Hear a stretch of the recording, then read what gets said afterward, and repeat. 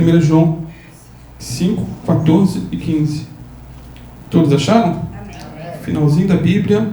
Diz assim: esta é a confiança que temos ao nos aproximarmos de Deus.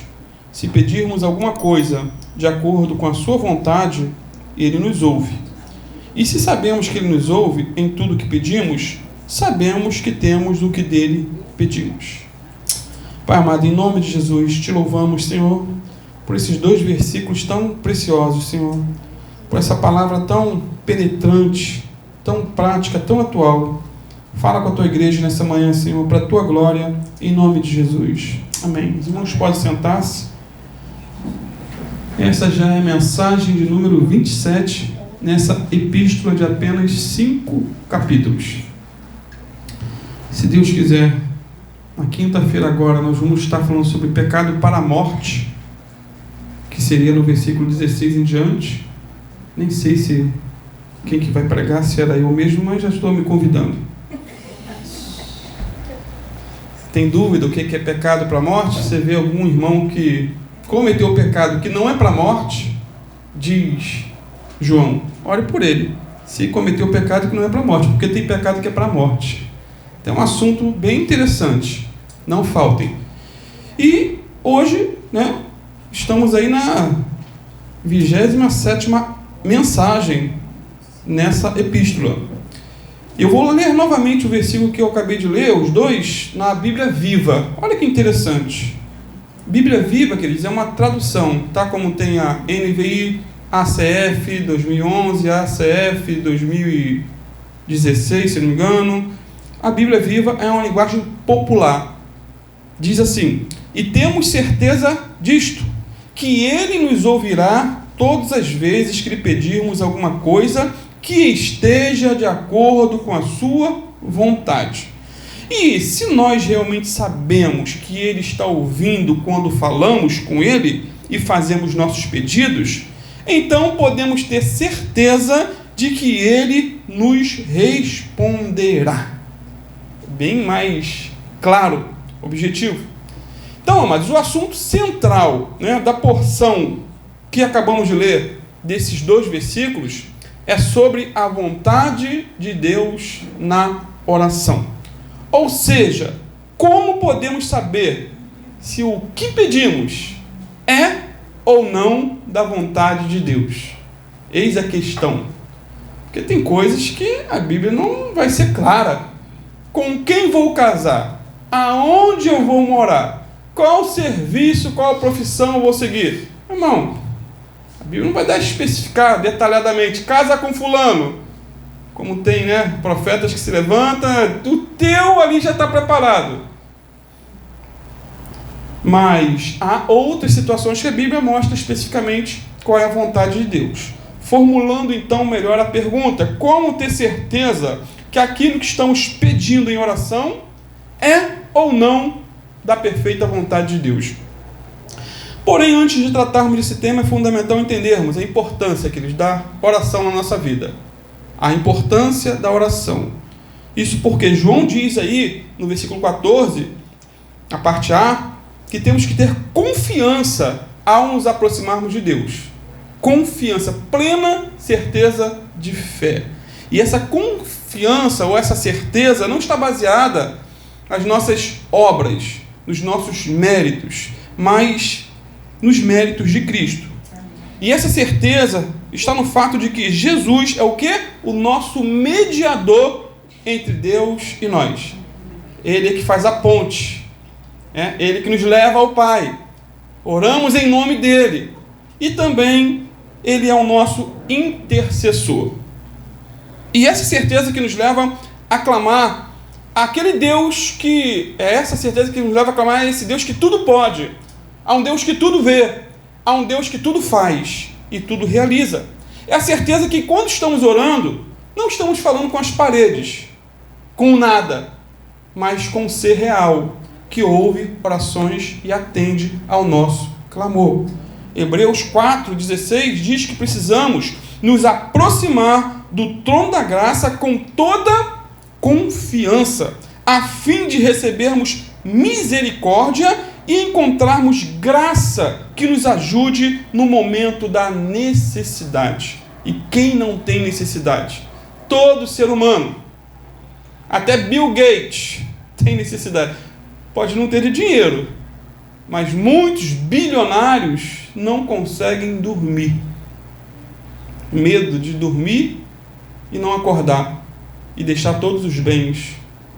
John Wesley dizia, ou costumava dizer, que precisamos fortalecer as nossas mãos frouxas e firmar os nossos joelhos fracos, trôpegos, cambaleantes, pela fé e pela oração.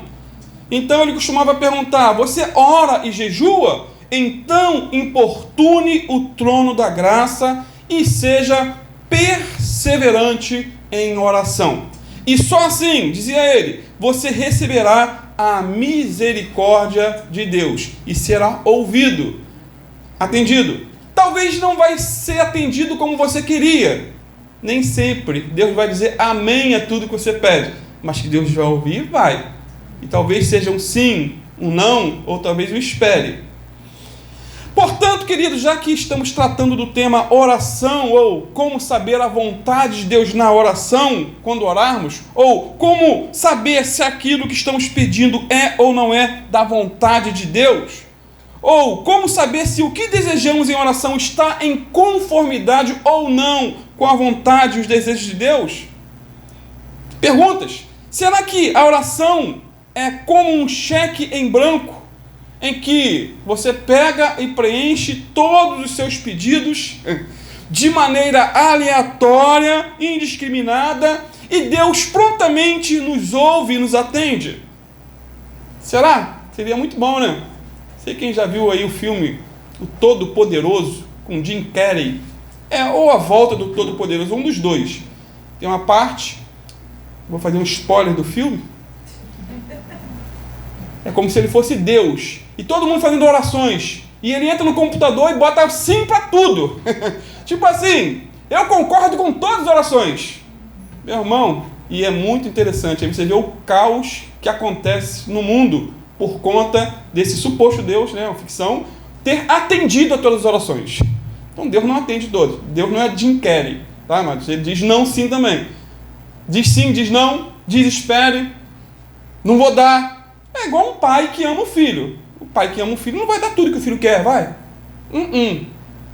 Tem criança, claro que hoje em dia tem doenças que a criança não pode receber um não.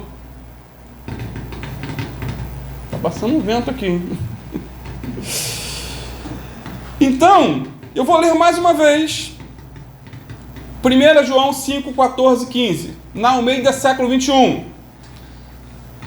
E esta é a confiança que temos nele. Se pedirmos alguma coisa segundo a sua vontade, ele nos ouve. Se sabemos que nos ouve em tudo que pedimos, sabemos que já alcançamos o que lhe temos pedido. Então, o segredo para ser atendido, segundo os versículos que lemos, é orar segundo a vontade de Deus. E a vontade de Deus, queridos, em muitos casos, está revelada na palavra de Deus, na Bíblia. Porém, como já disse na introdução, tem coisas que não sabemos se é ou não a vontade de Deus, pois a Bíblia não nos revela explicitamente. Pouco tempo eu estava orando por uma pessoa, né, bem próxima a mim, que foi fazer uma prova de concurso público. Prova de concurso público. A pessoa se dedicou ao máximo para aquela prova. Estudou como poucos. Se dedicou com afinco. Porém, eu não sabia se era vontade de Deus ou não, porque não está na Bíblia. Você vai fazer um concurso público, você vai passar. Ou você vai orar para fulano e ele vai passar. E eu orei e pedi: Senhor, que seja feita a tua vontade. Ele estudou bastante, ele se dedicou, ele tem esse sonho, ele deseja muito passar nessa prova. Porém, se for da tua vontade que ele passe, então que se faça-se a sua vontade.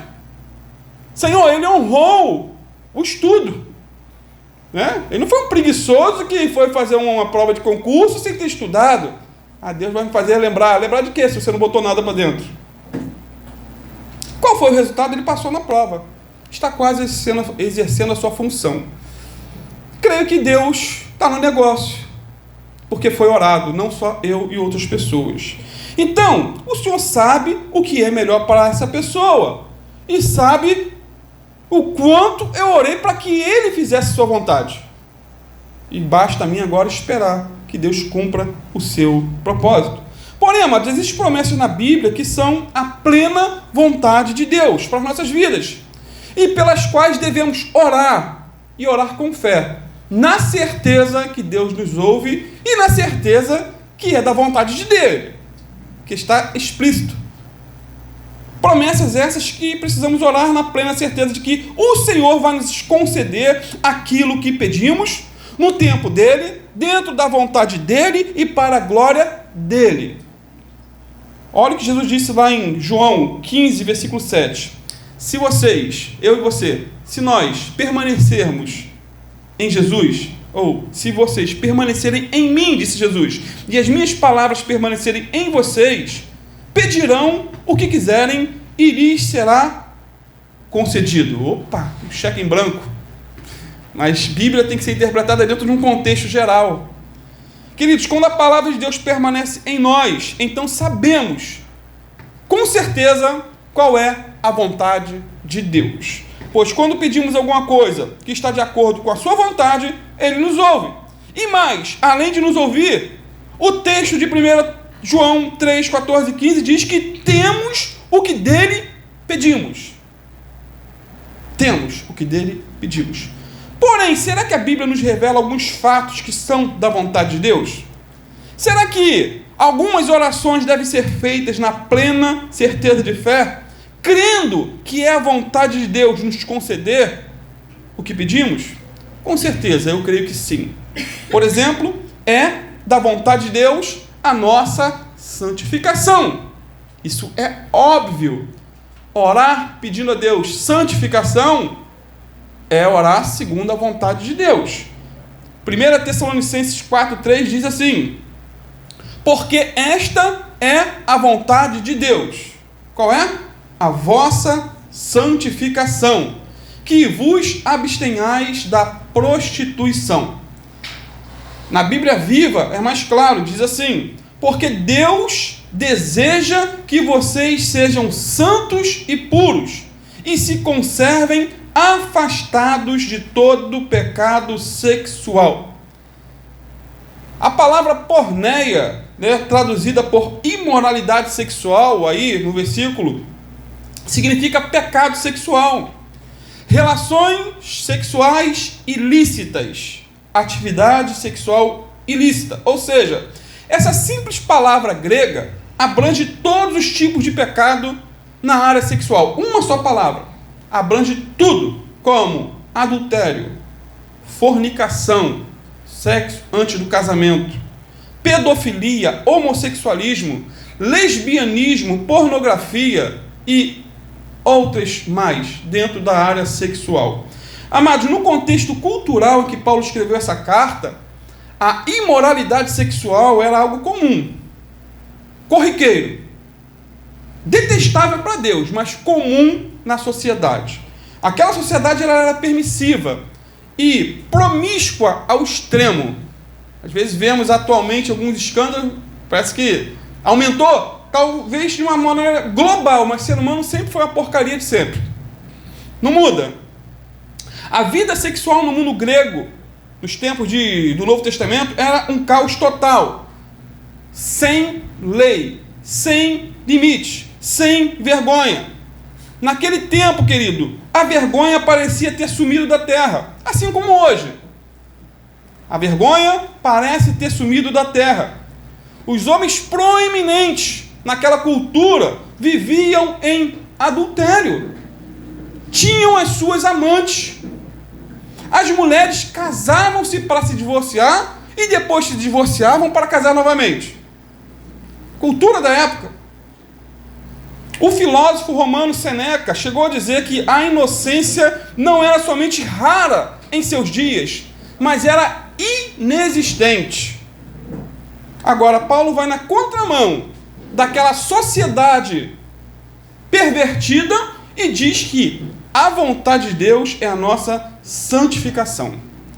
Ou seja, queridos, pedir por santificação e agir por santificação, estar no centro da vontade de Deus. Eu falo pedir e agir porque a pessoa, Senhor, santifica-me. Mas ela não ajuda nem um pouquinho, né? Se expõe a tudo quanto é tipo de porcaria na internet. Sendo assim, sempre que orarmos pedindo ao Senhor para não nos deixar cair em tentação, Ele nos ouve, pois Ele deseja a nossa santificação. Sempre que pedimos perdão por algum pecado, com arrependimento sincero no coração e o desejo firme de deixar aquele pecado, Ele nos ouve, pois Ele deseja a nossa santificação. Sempre que pedirmos que Deus nos dê forças, né, para jejuar, para orar mais, Ele nos ouve, nos atende, pois Ele deseja a nossa santificação. Queridos, Deus não deseja de maneira alguma que eu, que você, que nós vivamos presos ao pecado, seja ele qual for, pecado da pornografia, do adultério, do homossexualismo, da fornicação, ou outro qualquer. Nunca é o óbvio falar isso, óbvio. O desejo de Deus é que você e eu sejamos livres de todas essas porcarias, porque Ele deseja a nossa santificação, Ele deseja a nossa alegria, e não a nossa tristeza. Ele deseja o nosso bem e não o nosso mal. Quando Deus nos priva de algo, fala, não faça, Deus é tão ruim, o pecado é tão gostoso, mas é uma alegria momentânea que leva para o inferno. As instruções de Deus com referência ao sexo, por exemplo, não tem, queridos, como objetivo nos privar da alegria, mas sim nos proteger do medo, ou nos proteger de modo que não percamos a alegria, né? Nos privar do prazer. Isso porque toda pessoa que está presa em algum tipo de pecado, ela não é feliz. Pelo contrário, é infeliz, vazia, frustrada.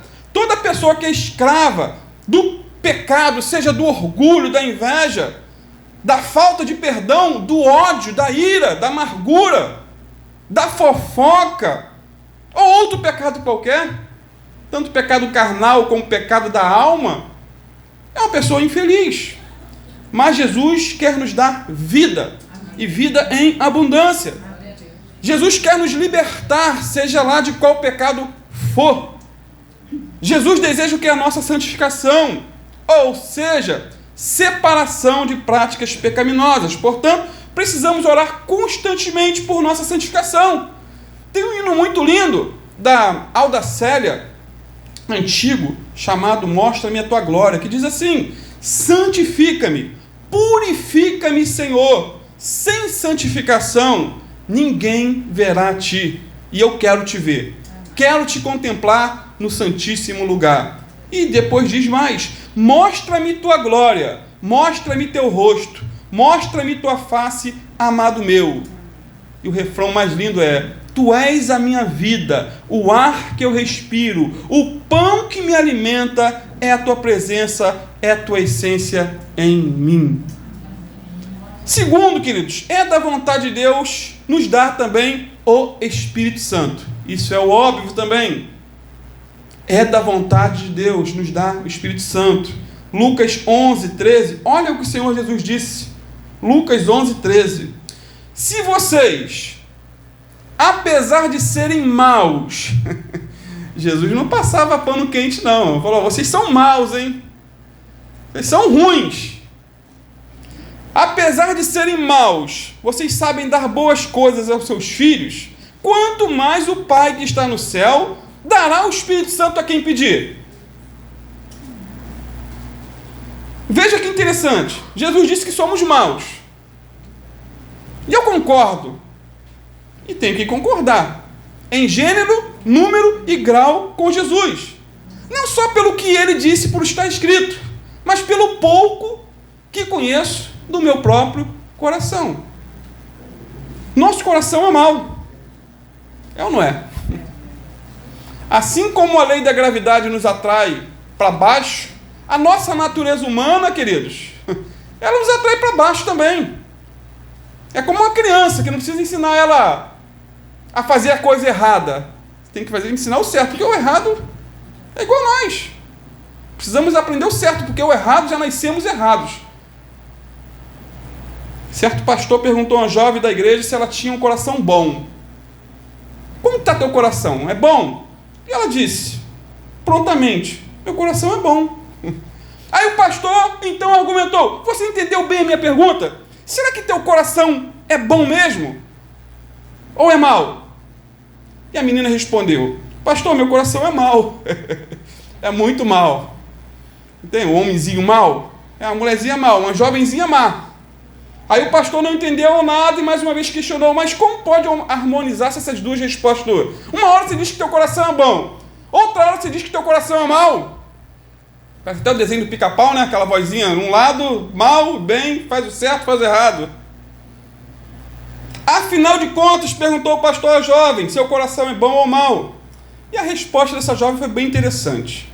Ela disse, pastor, eu sei que tenho um coração bom, porque Deus me deu um novo coração e um espírito reto. Ele transformou a minha vida. Eu sei que eu sou uma nova criatura em Cristo Jesus. Eu sei que Jesus Cristo é o meu Senhor, é meu Salvador. O meu coração é bom porque o Espírito Santo habita em mim. Ele faz morada em mim. Amém. Ou seja, a bondade que existe em mim não depende de mim, mas dele. Por outro lado, eu também sei que tenho um coração mau, porque muitas vezes eu encontro, e quando falo de coração não é o que bombeia a nossa natureza, muitas vezes eu encontro lutando contra o meu novo coração. Então eu tenho um coração mau no sentido de que minha velha natureza constantemente quer me colocar para baixo, no pó, na lama. Isso não sei se acontece com você. Comigo acontece. Então, amados, Jesus disse que somos maus e que mesmo sendo maus, gostamos de dar boas coisas aos nossos filhos. É ou não é? Qual pai que não gosta? Claro que para toda regra tem exceção, mas no geral todo pai gosta. Agora, por outro lado, Deus é bom, está no céu e deseja o quê? Dar o Espírito Santo a todos que lhe pedirem, diz a palavra. Ou seja, eu não preciso orar dizendo, Senhor, se for da tua vontade, me enche do teu Espírito Santo. Ele quer te encher, quer me encher, quer nos capacitar a viver nesse mundo de trevas na presença dele. É da vontade de Deus que sejamos cheios do Espírito Santo. Está revelado na sua palavra. A promessa já foi feita. Charles Finney, que foi um pregador do século XIX, disse certa feita que quando Deus promete algo, somos levados a crer que receberemos quando orarmos por isso. Portanto, não temos o direito de acrescentar um si e dizer, Senhor, se for da tua vontade, dá-me do teu Espírito Santo. E dizia ele, isso é insultar a Deus. Colocar um si na promessa de Deus quando ele não colocou nenhum é o equivalente a acusar Deus de mentiroso. Falta de sinceridade.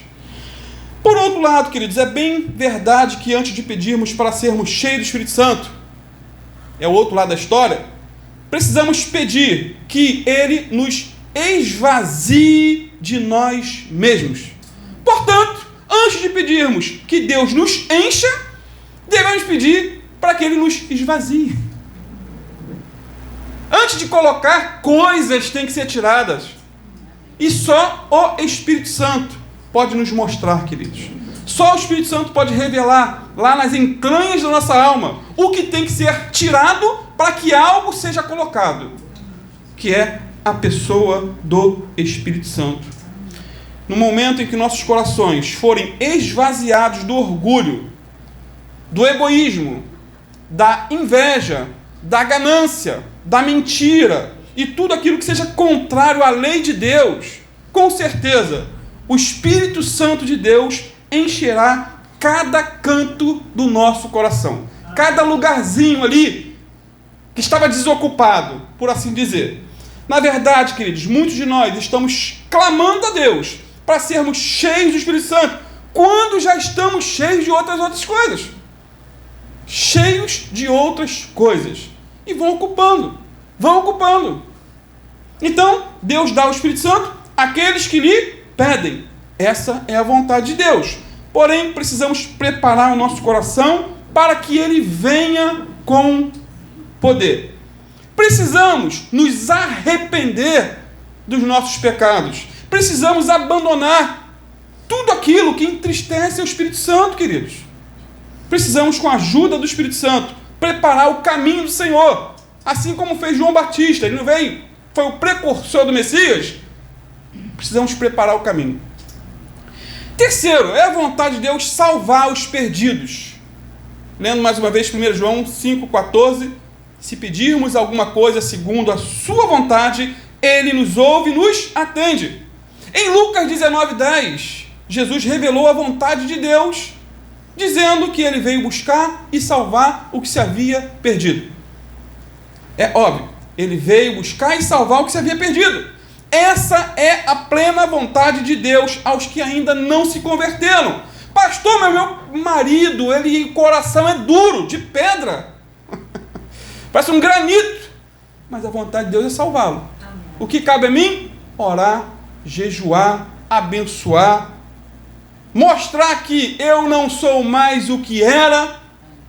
Como eu falei ali no discipulado com as irmãs, uma pessoa muito próxima a mim, que antes se converteu, quando chegava sexta-feira, não tinha o dinheiro da compra, porque a compra era na semana, meu irmão, acabava o mundo. Acabava o mundo, mas depois que ela se converteu e não tinha dinheiro, mas meu bem, Deus proverá. Aí ele viu que houve mudança. Perfeição não, tá, queridos? Mas mudança. Deus é um Deus de mudança. Então, essa é a vontade de Deus em relação aos que ainda não se converteram. A conversão. Deus não quer que ninguém se perca, diz a palavra, mas que todos cheguem ao arrependimento. Sendo assim, não precisamos orar, né? Dizendo: Senhor, se for da tua vontade, salva meu filho. Não é a vontade de Deus salvar teu filho. Senhor, se for da vontade de Deus, salva o meu marido. Deus quer salvar teu marido. Ah, pastor, mas se ele for Deixa quieto. Queridos, é da vontade de Deus salvar os não convertidos. Porém, o que precisamos fazer? É orar, é jejuar, é interceder a Deus e pregar quando tiver oportunidade. Precisamos, literalmente, orar sem cessar. Certo pregador, pouco tempo antes da morte de George Miller, o pai dos órfãos de Bristol, uma cidade na Inglaterra, ele perguntou se George Miller orava muito. Se ora muito? Ele dizia: algumas horas todos os dias. E ainda vivo no espírito de oração. Enquanto ando, eu oro. Enquanto deitado, eu oro. Quando me levanto, eu oro. Estou constantemente recebendo respostas das minhas orações, dizia George Miller. Pode ser um dos filmes que a gente possa botar um dia aqui. Ladrões de Rua, se eu não me engano o nome do filme. Na nossa tela crente. Dia 20, né? Dia 20 nós vamos ter um cinema aqui na igreja, tá, queridos? Pipoca, mas é um filme cristão edificante. E de graça. Todos são convidados. E o George Miller, ele era um homem de oração. E ele dizia: uma vez persuadido de que certa coisa é justa, continuo a orar até receber. Nunca deixo de orar. Dizia mais: milhares de almas têm sido salvas em resposta às minhas orações. Só que, um detalhe, ele orava por 2 filhos de um amigo seu.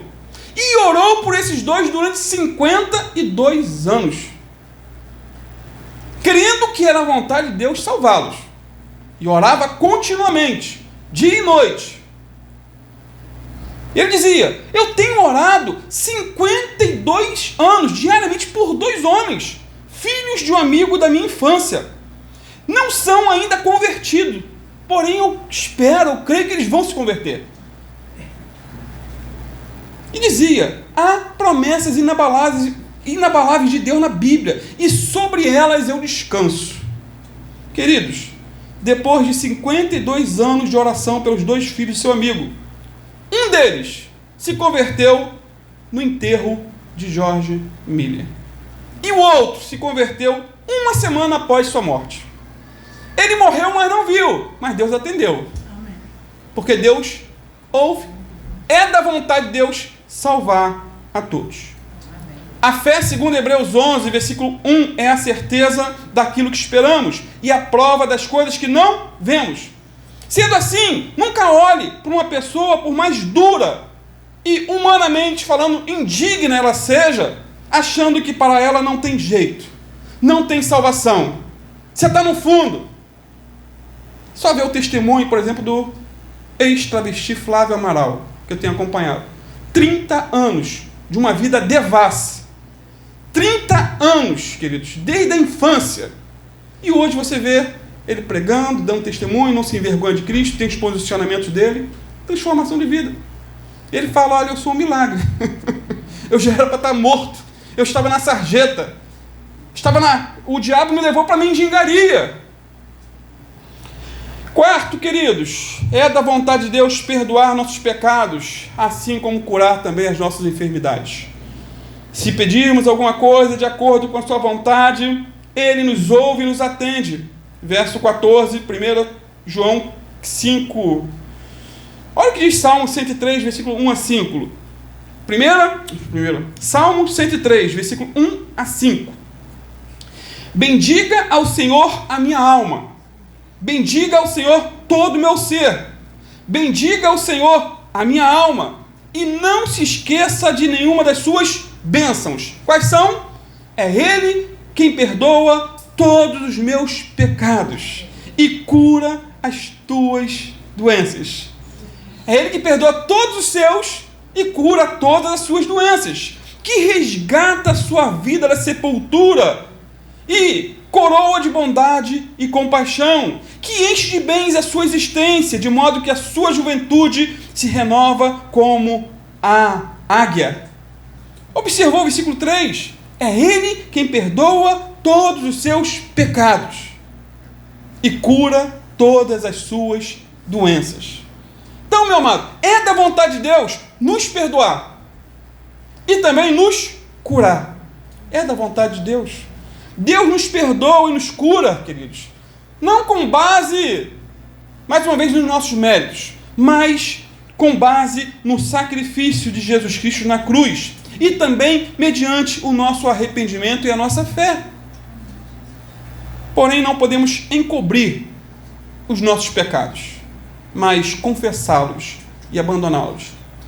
Lembra de Provérbios 28:13, já preguei aqui certa feita, que diz que quem encobre os seus pecados não prospera, mas quem os confessa e os abandona alcança o quê?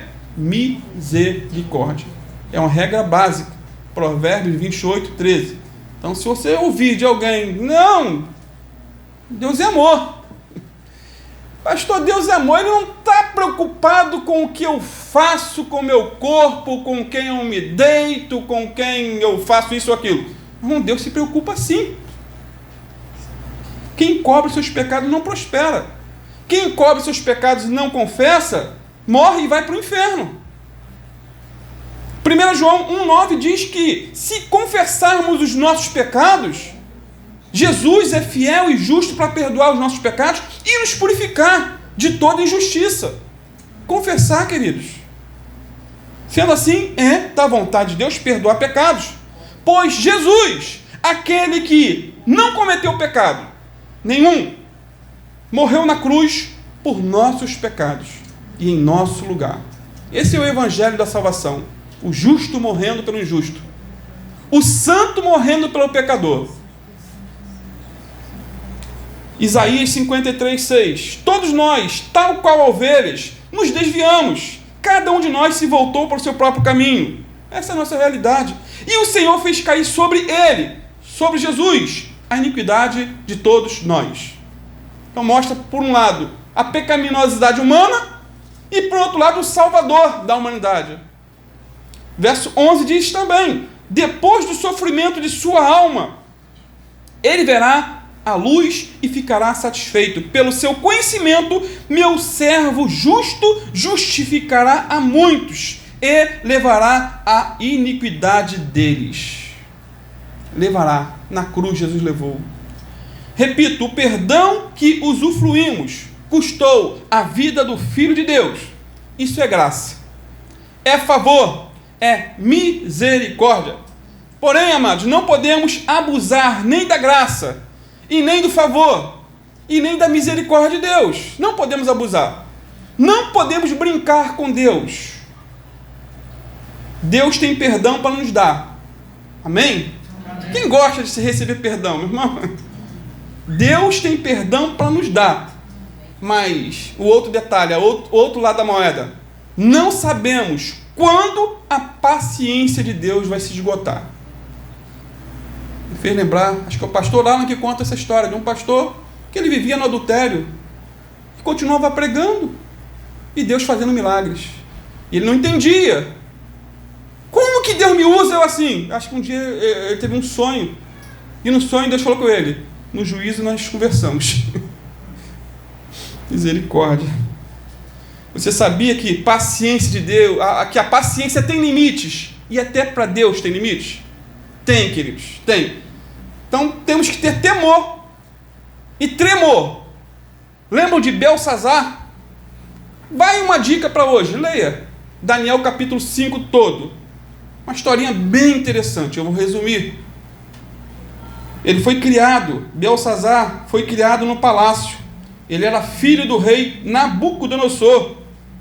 Ele viu com seus próprios olhos, queridos, a conversão do seu pai. Ou melhor, ele viu primeiro o juízo de Deus sobre a vida do seu pai e depois a misericórdia, os dois lados. Um dia, diz a Bíblia, Nabucodonosor estava andando no terraço do seu palácio e disse o seguinte para si mesmo: acaso não é esta grande Babilônia que eu construí como capital do meu reino, com o meu enorme poder e para a glória da minha majestade? Viu o detalhe? Eu. Tudo para mim, centrado em mim. E por causa de seu orgulho, diz a Bíblia, Nabucodonosor foi arrancado do reino dos homens e levado para o reino dos animais. Da noite para o dia, ele perdeu o juízo. Ficou louco. Daniel 4, 31 a 34 diz que as palavras de orgulho dele, ainda estavam nos seus lábios quando veio do céu uma voz que lhe disse: é isto que está decretado quanto a você, rei Nabucodonosor. Sua autoridade real lhe foi tirada. Você será expulso do meio dos homens. Viverá com os animais selvagens e comerá capim como os bois. Passarão 7 tempos, até que admita que o Altíssimo domina sobre os reinos dos homens e os dá a quem quer. A sentença sobre Nabucodonosor cumpriu-se imediatamente. Ele foi expulso do meio dos homens e passou a comer capim como os bois. Seu corpo molhou-se com o orvalho do céu, até que seus cabelos e pelos cresceram como as penas de uma águia, e as suas unhas como as garras de uma ave. Ao fim daquele período, agora dando testemunho, Nabucodonosor, levantei os olhos ao céu e percebi que o meu entendimento tinha voltado. Então louvei o Altíssimo, honrei e glorifiquei aquele que vive para sempre. O seu domínio é um domínio eterno. O seu reino dura de geração em geração. Esse foi o testemunho de Nabucodonosor. Ele está contando aqui o antes e o depois da sua conversão. Porém, Belsazar, seu filho, ele viu tudo isso diante de seus olhos. E mesmo assim, continuou a viver numa vida de pecado. Belsazar devia ter a mesma idade de Daniel. Provavelmente, alguns estudiosos calculam a mesma idade de Daniel. E provavelmente teve contato com Daniel. Mesmo assim, ele se perverteu ao máximo. O Salvador bateu a porta de seu coração por meio dos eventos que ele testemunhou, queridos. Ele não tinha como falar, eu não conheço a Deus. Ele testemunhou. Ele foi um homem que viu Deus pesando a mão em alguém próximo a ele, seu próprio pai. Ele sabia o que era a conversão. O que é conversão? É não ser o que não era, é ter uma mudança de vida. Eu não sou o que era. Eu era cego, agora vejo. Conversão é isso. Ele viu seu próprio pai se tornando um servo de Deus. O verdadeiro Deus foi louvado e adorado no palácio que agora ele, Belsazar, ocupava como rei. O pai já havia morrido. Porém, certo dia ele brincou com as coisas de Deus. Ele fez um banquete regado a muito vinho, sexo e rock and roll. E depois que estava doidão, cheio de álcool, mandou que trouxesse as taças de ouro e de prata que seu pai Nabucodonosor tinha tomado de Jerusalém, para que ele e seus nobres, suas mulheres, as prostitutas, todos usassem os utensílios da casa do Senhor para se embebedarem. E assim que começaram a beber naquelas taças, diz a Bíblia, de repente apareceram dedos de mão humana na parede, que começaram a escrever no reboco o seguinte, a parede bem iluminada do palácio. O rei observou, imagina que cena macabra, uma mão aparecer e escrever na parede. Sabe o que estava escrito? Mene, Mene, Tekel e Parsim. E Daniel interpretou esse enigma no capítulo 5, versículo 26 a 28, e disse na cara de Belsazar o seguinte, tinha medo não, profeta de Deus, doa quem doer, disse na cara dele, Mene, Deus contou os dias do teu reinado e terminou o seu fim. Tekel, foste pesado na balança e achado em falta. E Pérez, teu reino foi dividido e entregue aos medos e persas. E naquela mesma noite, Belsazar morreu. E pior de tudo, morreu sem estar preparado. Não, irmão, morrer não é o problema. O problema é morrer sem Cristo. Morrer sem estar preparado. Esse é o problema. Daqui a pouco vamos num velório de uma irmã, uma vizinha. Mulher de Deus, mulher de oração. Não media esforços para estar nas reuniões de oração. Chegava do trabalho cansada, daqui a pouco está ela caminhando para a igreja. A enfermidade veio, a doença veio. Doença não dá imposto. Não foi curada, não. Mas morreu e está com Cristo. O que é infinitamente melhor. Ela estava preparada para morrer. Belsazar, não. Sabe qual a lição que eu aprendo, querido? Já estou terminando.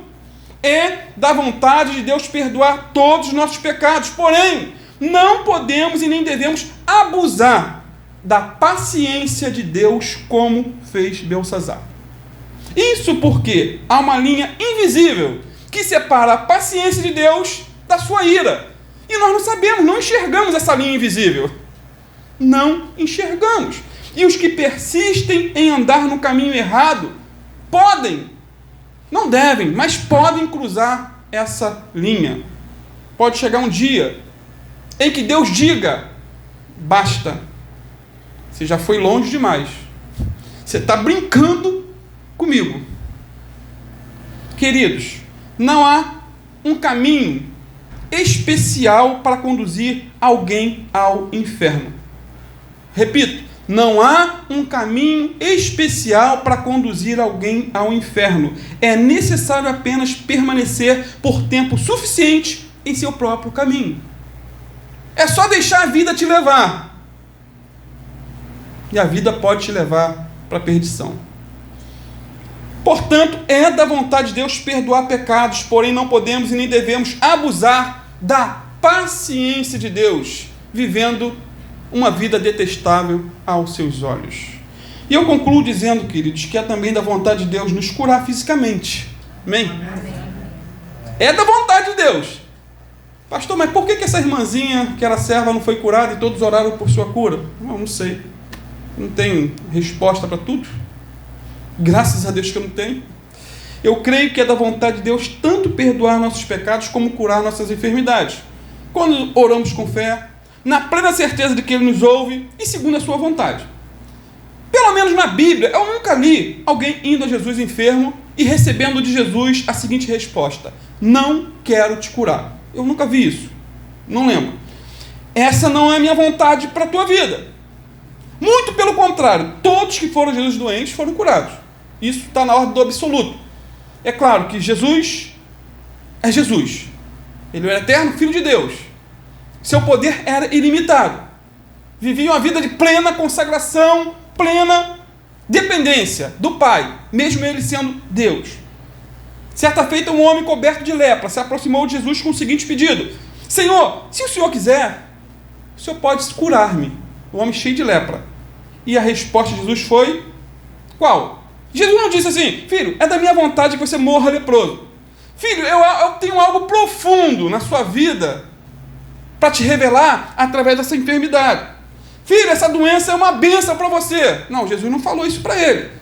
Jesus não disse essas coisas. Quando o leproso perguntou se ele queria curá-lo, Jesus respondeu: eu quero, seja curado. E imediatamente, diz a Bíblia, aquele homem foi curado, porque essa era a vontade de Deus.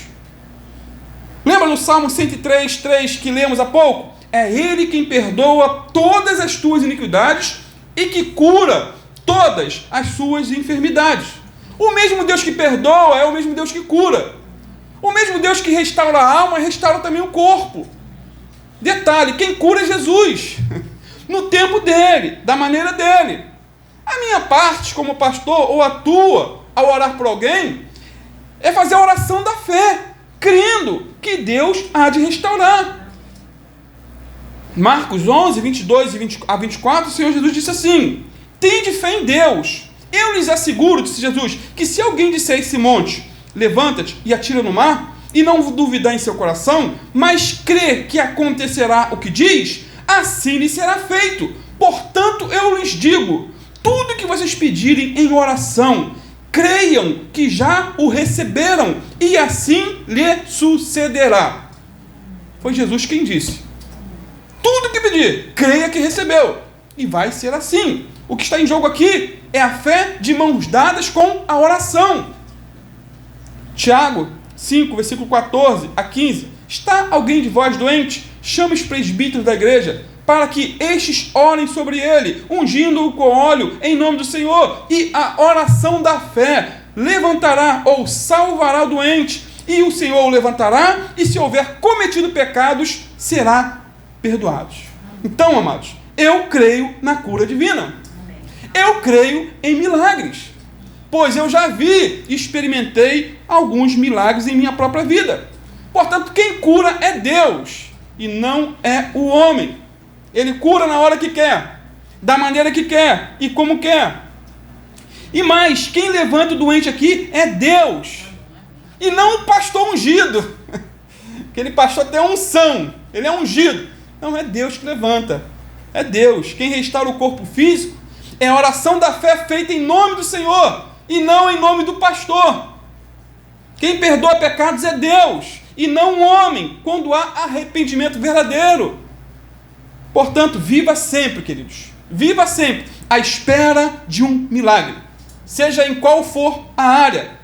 Continue se cuidando. Continue tomando medicamentos. Continue indo aos médicos, faça tudo que está à sua disposição, mas viva sempre à espera de um milagre divino. Amém. A Bíblia fala de um homem chamado Asa, que no momento da sua enfermidade, em vez de buscar em primeiro lugar a Deus, ele buscou os médicos e morreu. Não porque Deus é contra a medicina, não, querido, pelo amor de Deus. Nunca entre para essas loucuras. Mas tudo aquilo que é usado para cura, dentro dos meios legais, lícitos, é de Deus, para a glória dele.